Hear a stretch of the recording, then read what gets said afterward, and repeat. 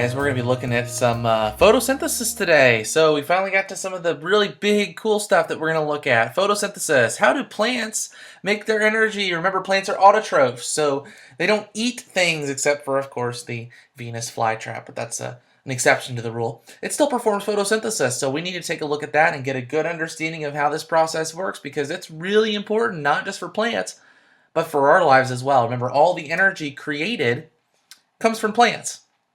So without them generating energy, we don't get any energy. We don't get any energy, we don't survive. All right, so very, very important there.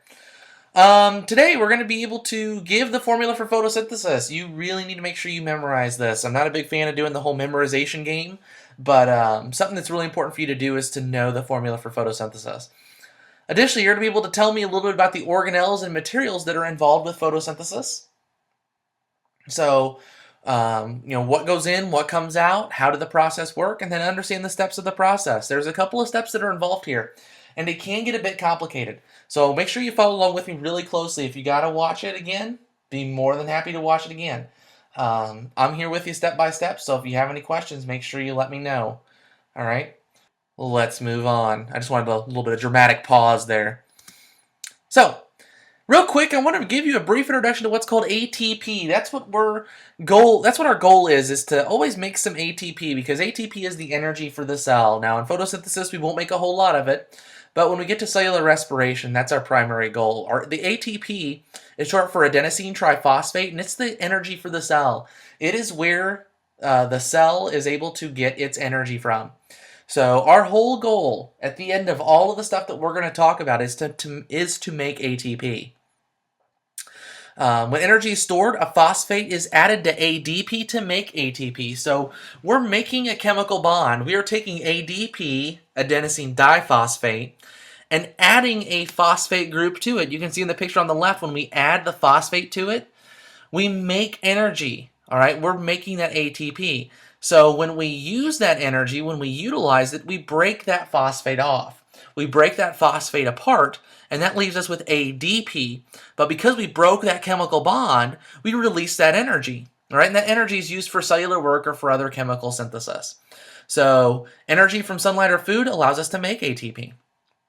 And while when we utilize the energy doing our normal cellular processes, we break apart ATP back into ADP. So it's this cycle of generating ATP to store energy and then utilizing it for whatever processes we need. So ATP is a very important molecule that you need to make sure that you know, because it is the energy that allows us to be able to do what we do. It's the energy for life. It's the energy for the cell.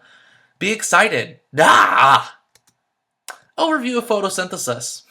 So, real quick, what goes in, what comes out? Carbon dioxide, and water and light go in, and we get oxygen and glucose back out of it. So what I've done is I've provided you with the word formula and the chemical formula as well. CO2 is carbon dioxide, water is H2O, and light is, well, simply light.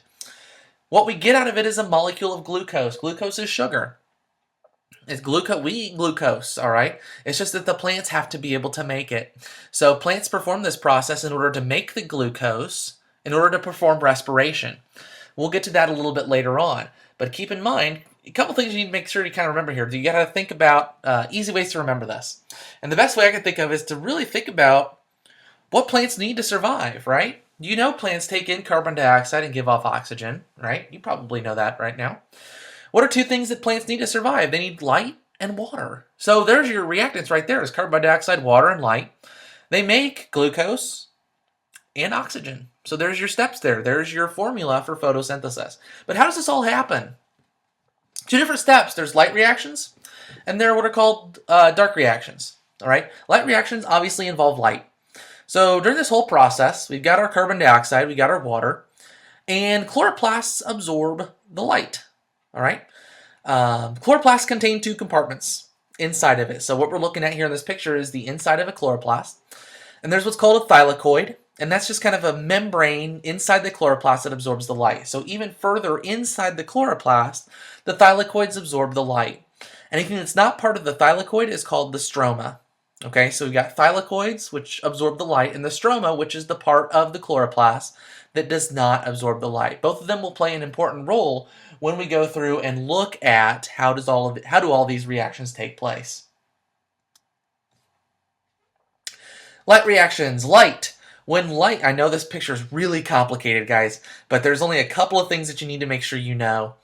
Light causes water to split, producing high energy electrons. All right, so we generate a lot of energy by breaking apart water. Water contains a lot of electrons in it, so when we break it apart, we take those electrons out of it. Those electrons get really, really excited because of the light, the energy that's provided by the light.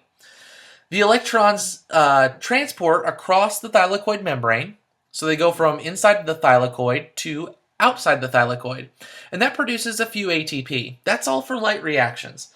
So we're splitting apart water with light and generating some high energy electrons. And then as a result, they move across the membrane, going from high concentration to low concentration, and as a result, that generates some ATP. Now, it is more complicated than this. All right, I will tell you that. It is typically much more complicated than this, but I'm only going to give you a short bit of it because, it is important, but we need to make sure that we understand the basics of it, and the basics are more important than the more complicated parts of it.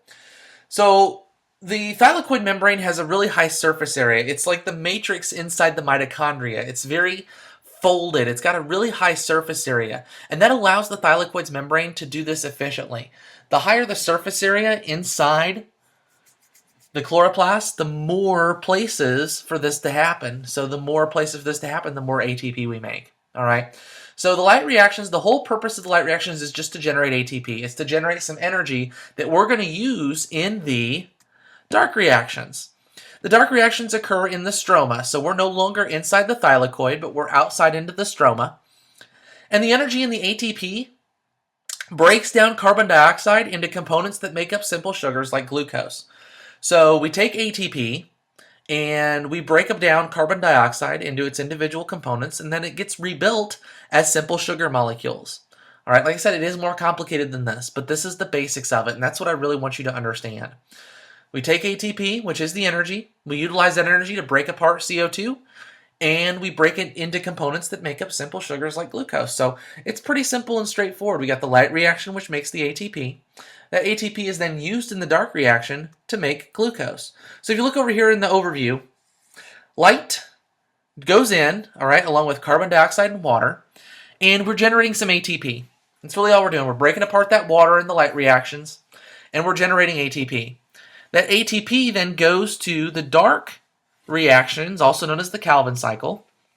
And those dark reactions occur where we take the carbon dioxide and break it apart and make starch or glucose out of it. All right? So we get a lot of really good things out of this.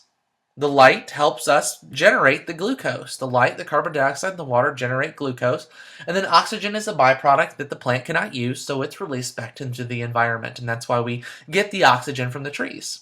All right? So the process really isn't that bad. Light reactions, break apart water, make ATP.